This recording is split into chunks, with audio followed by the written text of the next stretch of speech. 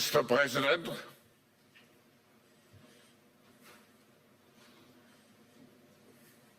hello. What great honor,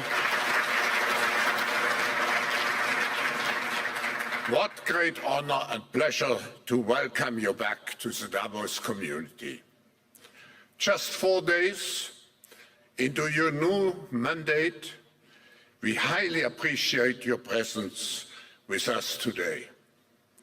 We wish you all the best as you take on your critical work ahead. The global challenges we face today are monumental. The importance of American leadership and your personal leadership in this regard is fundamental and paramount. We are here to hear your vision and policies related to revitalizing the economy and addressing the global challenges. As you might expect, Mr. President, your return to office and your forthcoming policies have been at the focus of our discussions this week.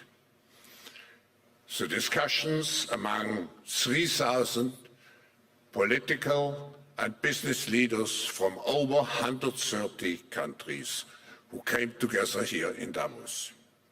We look forward to hearing first from you and then to the follow-up discussion with business leaders, moderated by my colleague Børge Brende. Ladies and gentlemen, the President of the United States, Donald J. Trump.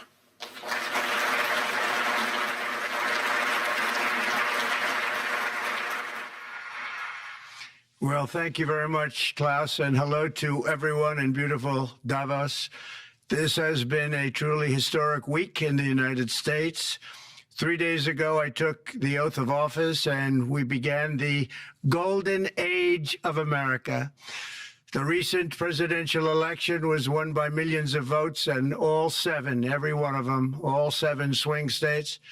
It was a massive mandate from the American people like hasn't been seen in many years, and some of the political pundits, even some of my so-called enemies, said it was the most consequential election victory in 129 years. That's quite nice. What the world has witnessed in the past 72 hours is nothing less than a revolution of common sense. Our country will soon be stronger, wealthier, and more united than ever before, and the entire planet will be more peaceful and prosperous as a result of this incredible momentum and what we're doing and going to do. My administration is acting with unprecedented speed to fix the disasters we've inherited from a totally inept group of people and to solve every single crisis facing our country. This begins with confronting the economic chaos caused by the failed policies of the last administration. Over the past 4 years, our government racked up $8 trillion in wasteful deficit spending and inflicted nation-wrecking energy restrictions, crippling regulations, and hidden taxes like never before. The result is the worst inflation crisis in modern history and sky-high interest rates for our citizens and even throughout the world. Food prices and the price of almost every other thing known to mankind went through the roof. President Biden totally lost control of what was going on in our country, but in particular with our high inflation economy and at our border. Because of these ruinous policies, total government spending this year is $1.5 trillion higher than was projected to occur when I left office just 4 years ago. Likewise, the cost of servicing the debt is more than 230% higher than was projected in 2020. The inflation rate we are inheriting remains 50% higher than the historic target. It was the highest inflation probably in the history of our country. That's why from the moment I took office, I've taken rapid action to reverse each and every one of these radical left policies that created this calamity, in particular with immigration, crime, and inflation. On day one, I signed an executive order directing every member of my cabinet to marshal all powers at their disposal to defeat inflation and reduce the cost of daily life. I imposed a federal hiring freeze, a federal regulation freeze, a foreign aid freeze, and I created the new Department of Government Efficiency. I terminated the ridiculous and incredibly wasteful Green New Deal. I call it the Green New Scam. Withdrew from the one-sided Paris Climate Accord and ended the insane and costly electric vehicle mandate. We're going to let people buy the car they want to buy. I declared a national energy emergency, and that's so important, national energy emergency to unlock the liquid gold under our feet and pave the way for rapid approvals of new energy infrastructure. The United States has the largest amount of oil and gas of any country on earth, and we're going to use it. Not only will this reduce the cost of virtually all goods and services, it'll make the United States a manufacturing superpower and the world capital of artificial intelligence and crypto. My administration has also begun the largest deregulation campaign in history, far exceeding even the record-setting efforts of my last term. In total, the Biden administration imposed $50,000 in additional regulatory costs on the average American household over the last 4 years. I have promised to eliminate 10 old regulations for every new regulation, which will soon put many thousands of dollars back in the pockets of American families. To further unleash our economy, our majorities in the House and Senate, which we also took along with the presidency, are going to pass the largest tax cut in American history, including massive tax cuts for workers and family, and big tax cuts for domestic producers and manufacturers. And we're working with the Democrats on getting an extension of the original Trump tax cuts, as you probably know, by just reading any paper. My message to every business in the world is very simple. Come make your product in America, and we will give you among the lowest taxes of any nation on earth. We're bringing them down very substantially, even from the original Trump tax cuts.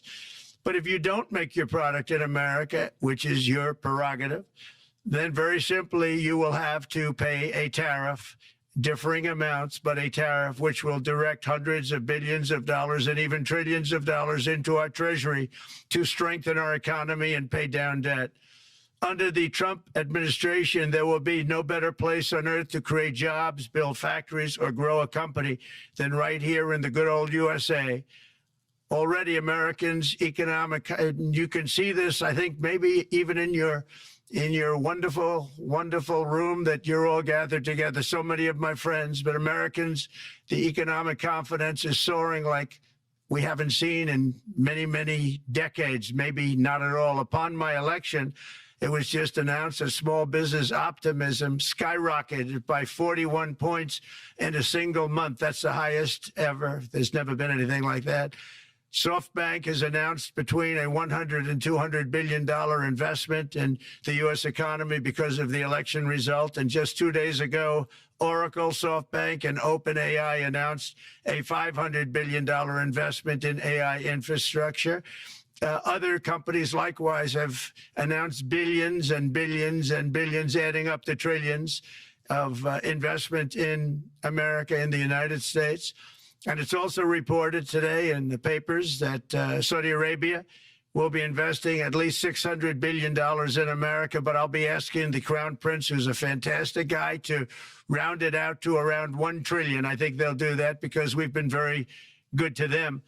And I'm also going to ask Saudi Arabia and OPEC to bring down the cost of oil. You got to bring it down, which, frankly, I'm surprised they didn't do before the election. That didn't show a lot of love by them not doing it. I was a little surprised by that. If the price came down, the Russia-Ukraine war would end immediately. Right now, the price is high enough that that war will continue. You got to bring down the oil price. You got to end that war. They should have done it long ago. They're very responsible, actually, to a certain extent, for what's taking place. Millions of lives are being lost. With oil prices going down, I'll demand that interest rates drop immediately, and likewise, they should be dropping all over the world. Interest rates should follow us. All over, the progress that you're seeing is happening because of our historic victory in a recent presidential election. one that has become quite well known throughout the world. I think a lot of things are happening to a lot of countries. They say that there's light shining all over the world since the election, and even countries that we aren't particularly friendly with are happy because they understand what there is a future and how great the future will be. Under our leadership, America is back and open for business. And this week, I'm also taking swift action to stop the invasion at our southern border. They allowed people to come in at levels that nobody's ever seen before. It was ridiculous. I decided and declared to do, and very, very importantly, a national emergency on our border, immediately halted all entry of illegal border crossers, of which there were many, and began promptly returning the illegal trespassers back to the place from which they came. That action, as you've probably seen, has already started very strongly. I've deployed active duty U.S. military and National Guard troops to the border to assist in repelling the invasion. It was really an invasion. We will not allow our territory to be violated. After 4 long years, the United States is strong and sovereign and a beautiful nation once again. It's a strong, sovereign nation. In addition, I'm pleased to report that America is also a free nation once again. On day one, I signed an executive order to stop all government censorship. No longer will our government label the speech of our own citizens as misinformation or disinformation, which are the favorite words of censors and those who wish to stop the free exchange of ideas and, frankly, progress. We have saved free speech in America, and we've saved it strongly. With another historic executive order this week, I also ended the weaponization of law enforcement against the American people and, frankly, against politicians, and restored the fair, equal, and impartial rule of law. My administration has taken action to abolish all discriminatory diversity, equity, and inclusion nonsense. And these are policies that were absolute nonsense throughout the government and the private sector. With the recent yet somewhat unexpected great Supreme Court decision just made, America will once again become a merit-based country. You have to hear that word, merit-based country. And I've made it official, an official policy of the United States, that there are only 2 genders, male and female. And we will have no men participating in women's sports, and transgender operations, which became the rage, will occur very rarely. Finally, as we restore common sense in America, we're moving quickly to bring back strength and peace and stability abroad. I'm also going to ask all NATO nations to increase defense spending to 5% of GDP, which is what it should have been years ago. It was only at 2%, and most nations didn't pay until I came along. I insisted that they pay, and they did, because the United States was really paying the difference at that time, and it was unfair to the United States. But many, many things have been unfair for many years to the United States. Before even taking office, my team negotiated a ceasefire agreement in the Middle East, which wouldn't have happened without us, as I think most of the people in the room know. Earlier this week, the hostages began to return to their families. They are returning, and it's a beautiful sight, and they'll be coming in more and more. They started coming back on Sunday. Our efforts to secure a peace settlement between Russia and Ukraine are now hopefully underway. It's so important to get that done. That is an absolute killing field. Millions of soldiers are being killed. Nobody's seen anything like it since World War II. They're laying dead all over the flat fields. It's a flat field farmland, and there's millions of Russians and millions of Ukrainians, and nobody's seen anything like it since World War II. It's time to end it. And here in America, we have big events coming up. Next year, we have the 250th anniversary of America's founding. I'm so honored to be president during that. That's been a big event. They've been talking about it for 10 years.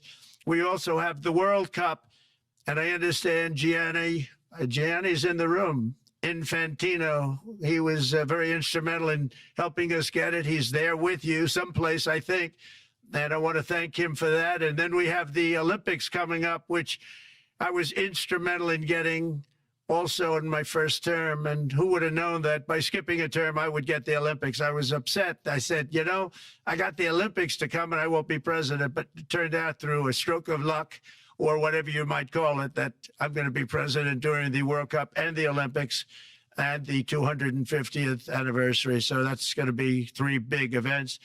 And we've accomplished more in less than 4 days. We have really been working 4 days than other administrations have accomplished in 4 years.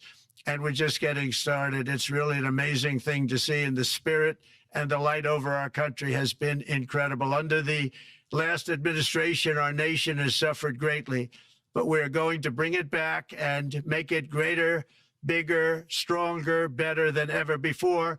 I want to thank everybody for being with you. I would have been there myself, except the inauguration was 2 days ago. I thought it might be a little bit quick to make it the first stop, but we'll get there one day. We hope to get there. But I do appreciate, I heard the audience is fantastic, and many of my friends are in the audience, and I will be taking questions now from some very distinguished people. Thank you all very much.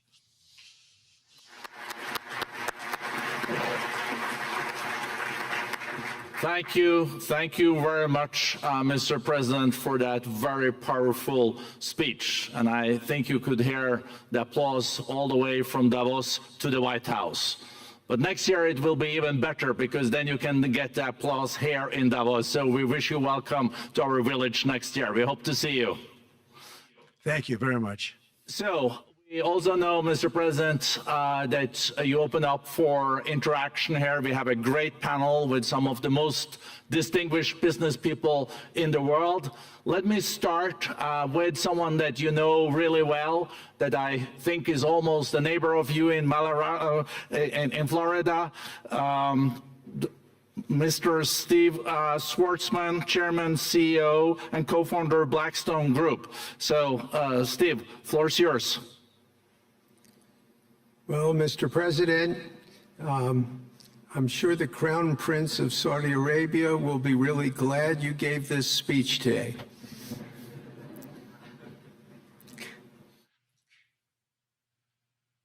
You've had the busiest 4 days that anybody can imagine, and congratulations for that. My question is about some of the things I've observed here at Davos. It's a terrific forum. I've met lots of people, as usual. I think I've been here 30 years. And a lot of the European business people have expressed enormous frustration with the regulatory regime in the EU. And they attribute slower growth rates here because of the numerous factors, but especially because of regulations. And you've taken a completely different approach in this area. And if you could explain the theory of what you're doing, how you're going to do it, and what you expect the outcome to be, I'd appreciate it. Well, thank you very much, and congratulations, Steve. You're a friend of mine, but on a great career. You have had an amazing career, and it continues. So I just want to congratulate you. Very inspirational to a lot of people. I want to talk about the EU, because you mentioned specifically that I've also had a lot of friends and leaders of countries. I've gotten to know them all my first term and a little bit during this period of 4 years, and know them well, like them a lot, but they're very frustrated because of the time everything seems to take to get approved, environmental impact statements for things that you shouldn't even have to do that, and many, many other ways that it takes.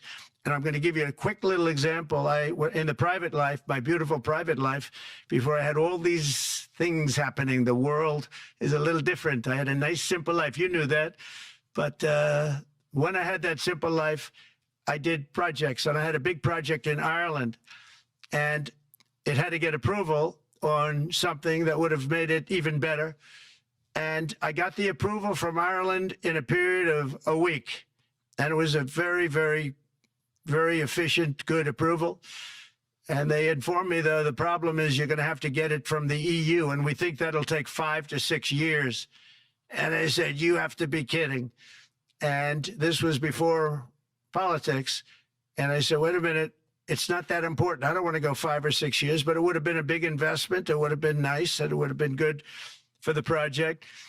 And I sent the people to the EU to see if they could speed it up. And basically, it was a 5 or 6 year wait just to get a simple approval that Ireland gave me in a period of literally not much more than a week. And I realized right then, that was the first time I really was involved with the EU, but I realized right then that's a problem.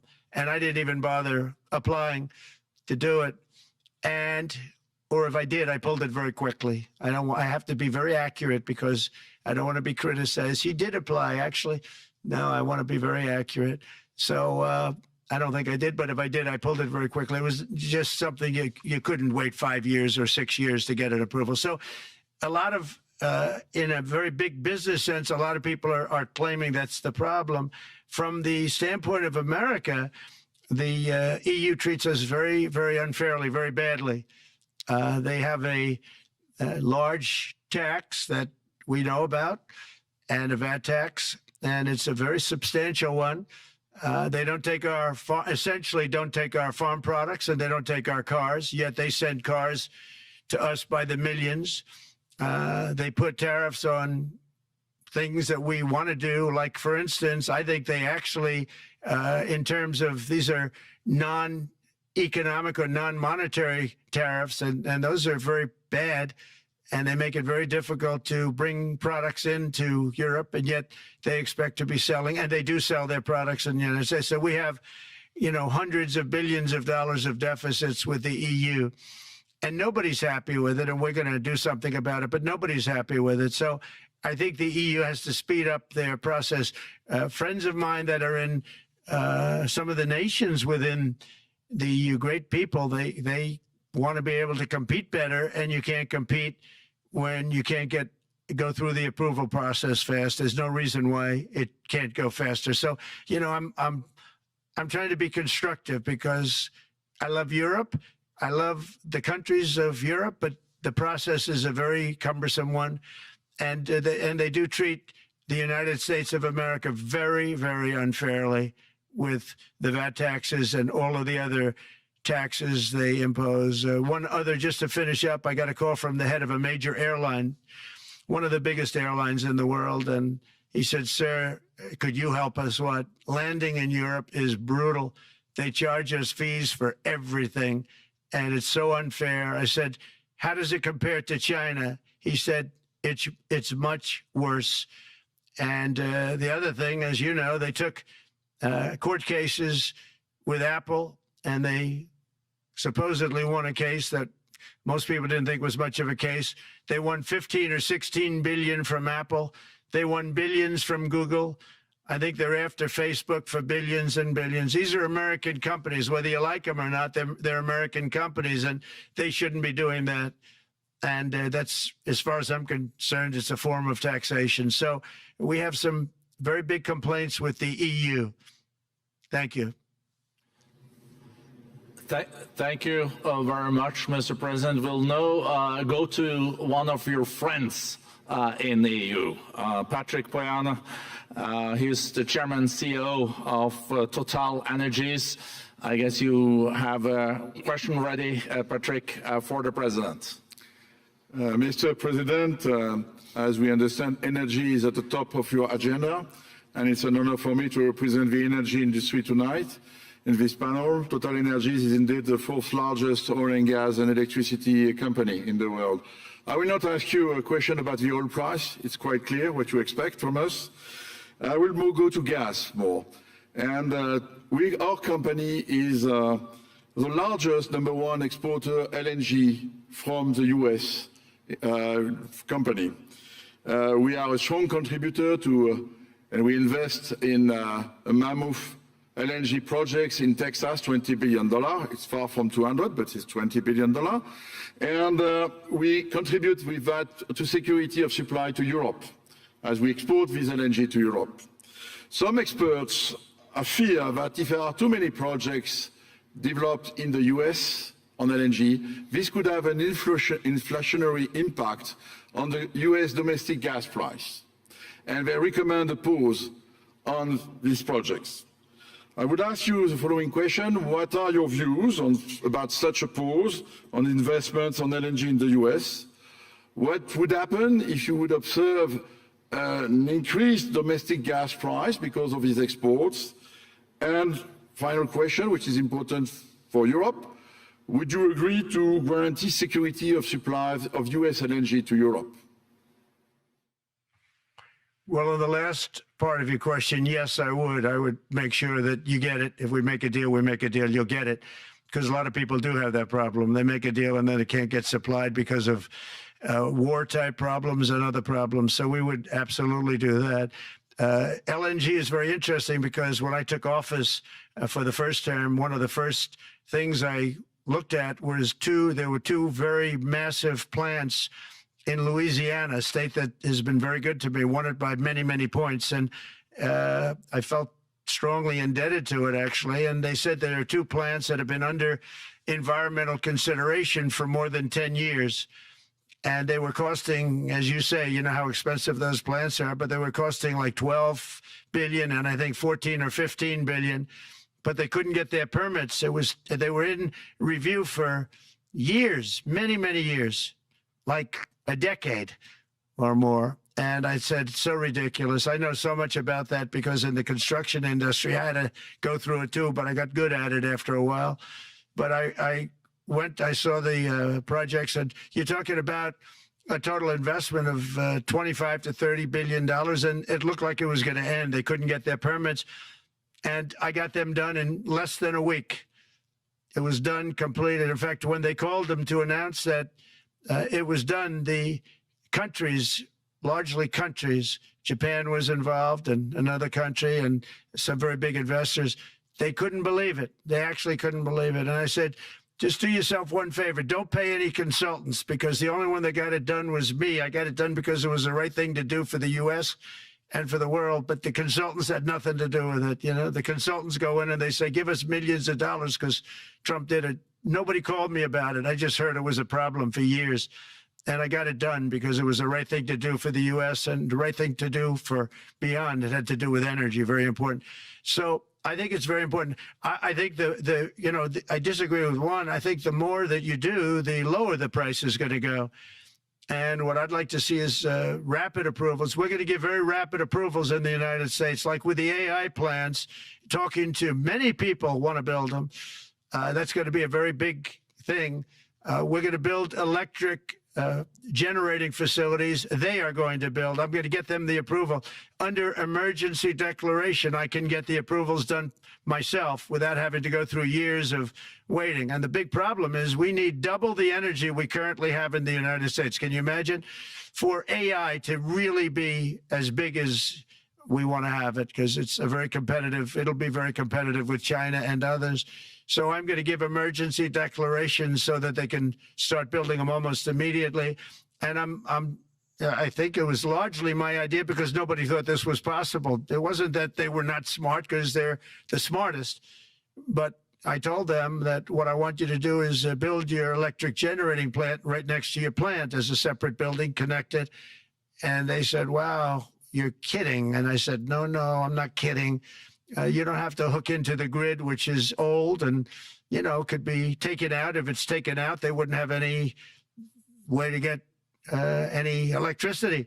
So we are going to allow them to go on a very rapid basis to build their plant, build the electric generating plant. They can fuel it with anything they want, and they may have coal as a backup, good, clean coal, If there were a problem with a pipe coming in, as an example, you're going with gas, oil or gas, and a pipe gets blown up or for some reason doesn't work, there are some companies in the U.S. that have coal sitting right by the plant so that if there's an emergency, they can go to that short-term basis and use our very clean coal. So that's something else that a lot of people didn't even know about, but nothing can destroy coal, not the weather, not a bomb, nothing. It might make it a little smaller, might make it a little different shape, but coal is very strong as a backup. It's a great backup to have that facility, and it wouldn't cost much more money.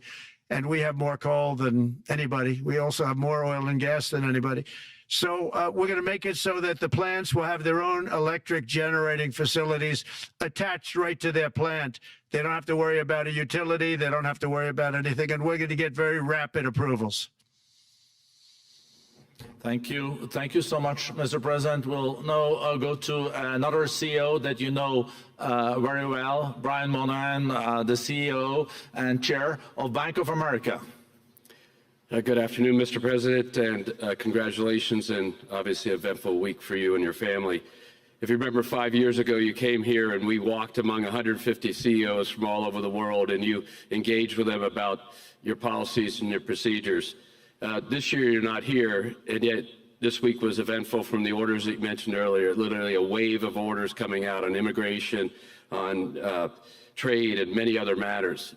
And so, as a representative of the United States here, we got a lot of questions about what does all this mean and how would the president square this with his clear focus on growth, prosperity, market growth, stock market growth, a good bond market, and bringing down prices. So how do you think about the impact of all these orders and how fast they come out, and how you're going to balance them with that scorecard of being successful in both continuing GDP growth, bringing down inflation, and also having a good stock price appreciation for the American citizen?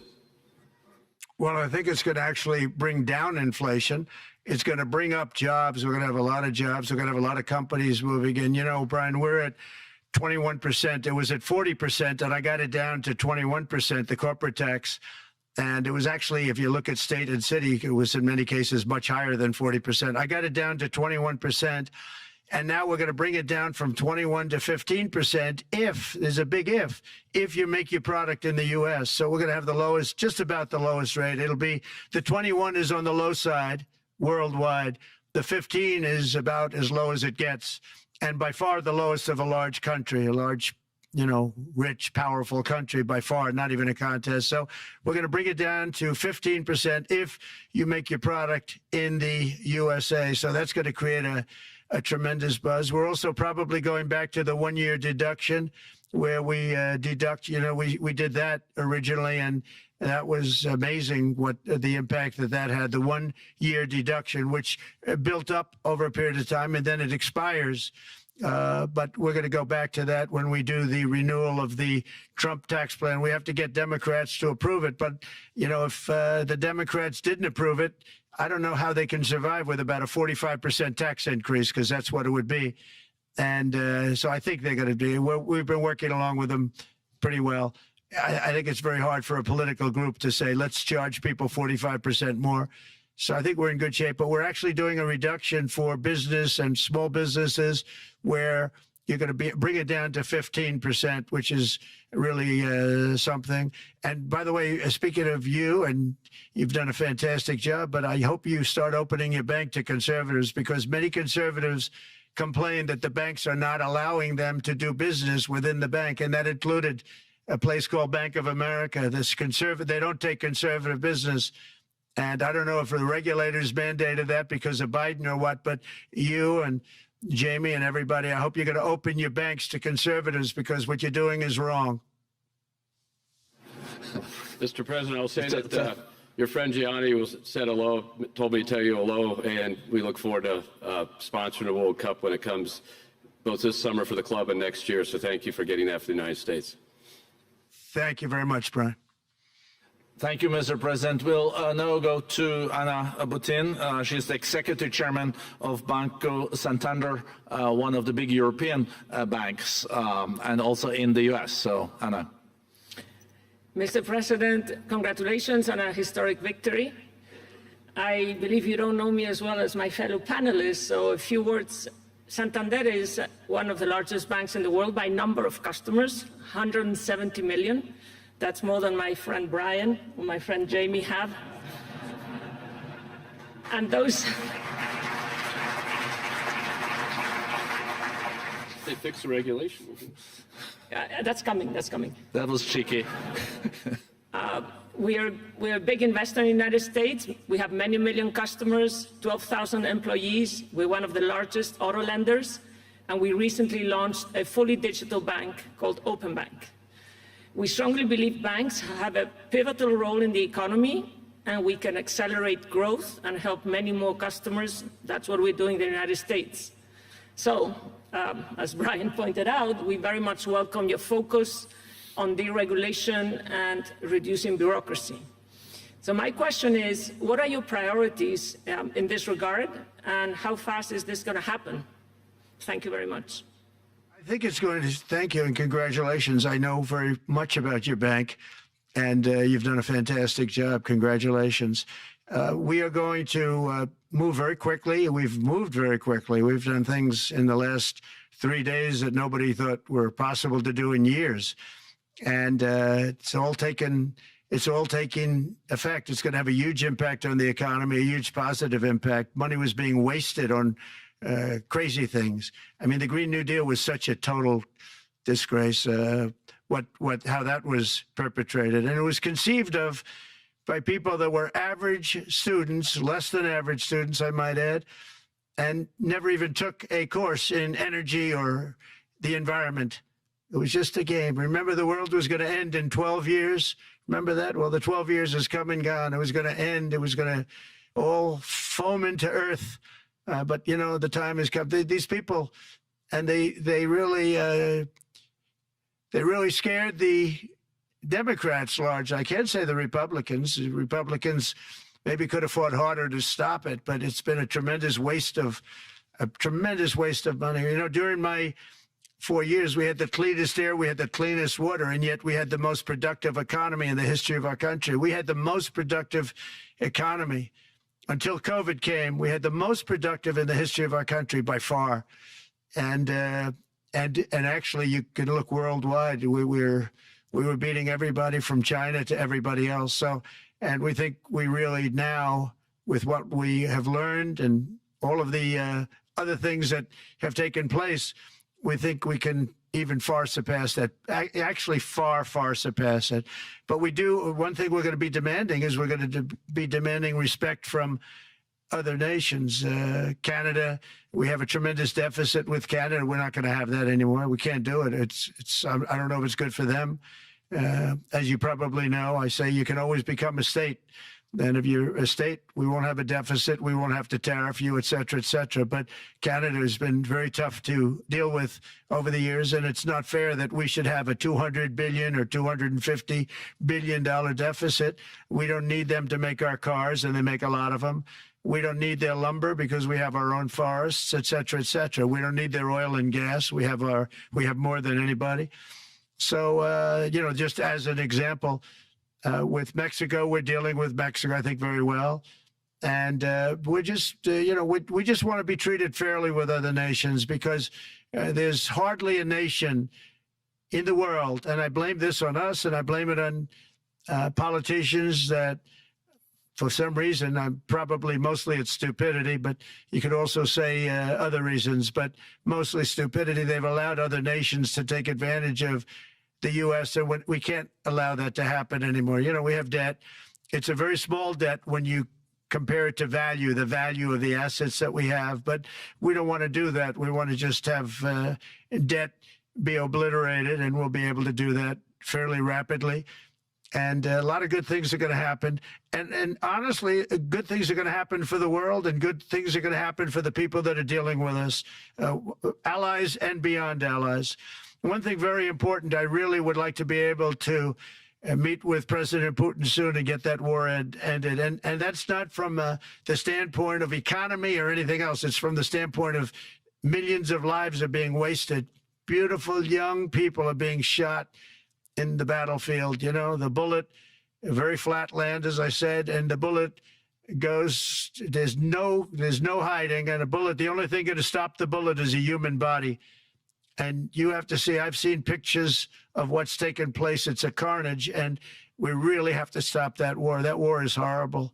And I'm not talking economy. I'm not talking economics. I'm not talking about natural resource. I'm just talking about There's so many young people being killed in this war, and that's not including the people that have been killed as the cities are being, knocked down building by building. So we really should get that stopped. Likewise, in the Middle East, I think we've made a lot of progress in the Middle East, and I think that's gonna come along pretty well. Thank you. Thank you, Mr. President. So we know that the most consequential relationship in the world is between the U.S. and China. U.S. 28% of the global economy, China close to 20. That's almost half of the global GDP. And we know that you called President Xi Jinping last Friday. We heard that you had a good discussion. How do you see the relationship between the U.S. and China in the next 4 years under your leadership? He called me, but I see it very good. I think that we're going to have a very good relationship. All we want is fairness. We just want a level playing field. We don't want to take advantage. We've been having massive deficits with China. Biden allowed it to get out of hand. He's $1.1 trillion deficit. It's ridiculous. And it's just an unfair relationship. And we have to make it just fair. We don't have to make it phenomenal. We have to make it a fair relationship. Right now, it's not a fair relationship. The deficit is massive, as it is with other countries, a lot of Asian countries, actually. But we have deficits that are very big, and we can't keep doing that. So we're not going to keep doing that. But I like President Xi very much. I've always liked him. We always had a very good relationship. It was very strained with COVID coming out of Wuhan. Obviously, that strained it. I'm sure it strained it with a lot of people, but that strained our relationship. But we always had a great relationship, I would say, and we look forward to doing very well with China and getting along with China. Hopefully, China can help us stop the war with, in particular, Russia, Ukraine, and they have a great deal of power over that situation. And we'll work with them. And I mentioned that during our phone conversation with President Xi. And hopefully we could work together and get that stopped. We'd like to see denuclearization. In fact, with President Putin, prior to an election result, which was frankly ridiculous, we were talking about denuclearization of our two countries, and China would have come along. China has a much smaller, right now, nuclear armament than us, or field than us, but they're going to be catching it at some point over the next 4 or 5 years. And I will tell you that President Putin really liked the idea of cutting way back on nuclear. And I think the rest of the world, we would have gotten them to follow. And China would have come along, too. China also liked it. Tremendous amounts of money are being spent on nuclear. And the destructive capability is something that we don't even want to talk about today because you don't want to hear it. It's too depressing. So we want to see if we can denuclearize, and I think that's very possible. And I can tell you that President Putin wanted to do it. He and I wanted to do it.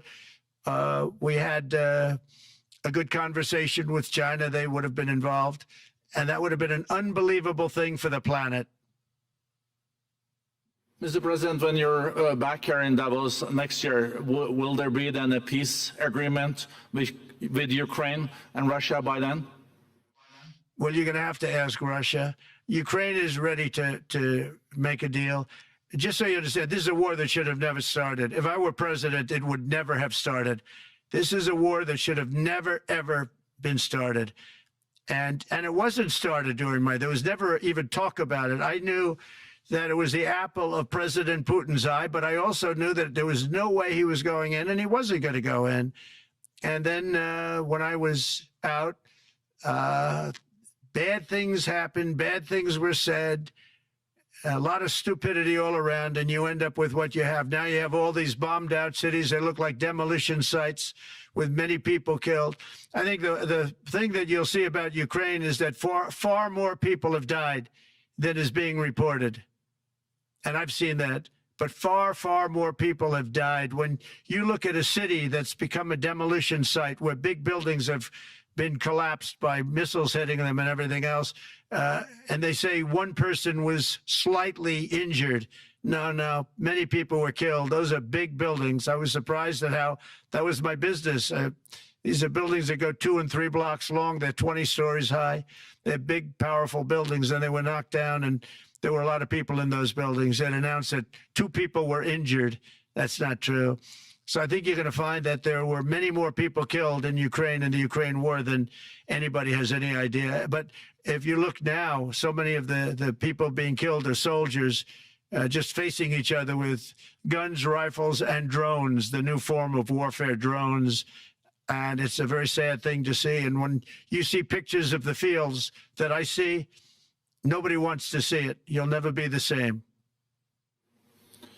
Thank you very much, Mr. President, on behalf of all the 3,000 participants here in Davos. We really underline that joining us the third day in your presidency, live taking questions here is so appreciated, and we are already ready for receiving you next year in person. So thank you very much, and all the best from Davos. Thank you. Thank you very much.